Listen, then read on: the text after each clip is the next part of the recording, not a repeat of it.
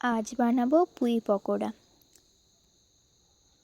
প্রথমে পুঁই পাতাগুলোকে ভালো করে বেছে ধুয়ে নিয়েছি একটা পেঁয়াজ, দুটো কাঁচা লঙ্কা। পুঁই পাতাগুলোকে ভালো করে কেটে নিয়েছি, পেঁয়াজগুলোকেও কেটে নিয়েছি, লঙ্কাও কেটে নিয়েছি। এবার কেটে রাখা পুঁই পাতার মধ্যে দিয়ে দেবো স্বাদ মতো নুন, হলুদ, জিরে গুঁড়ো আর লঙ্কা গুঁড়ো। দিয়ে দেবো কেটে রাখা পেঁয়াজ, লঙ্কা, দিয়ে ওটাকে ভালো করে মাখিয়ে নেব।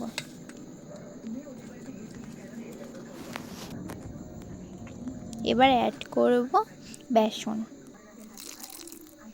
দিয়ে ভালো করে মাখিয়ে নেব। দিয়ে দিলাম সামান্য জল, দিয়ে তৈরি আমাদের কেক।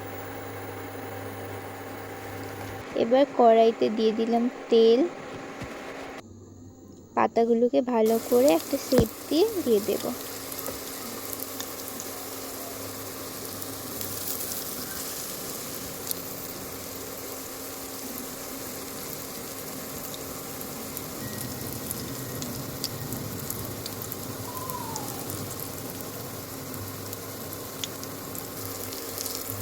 উল্টে পাল্টে ভালো করে লাল লাল করে ভেজে নেব।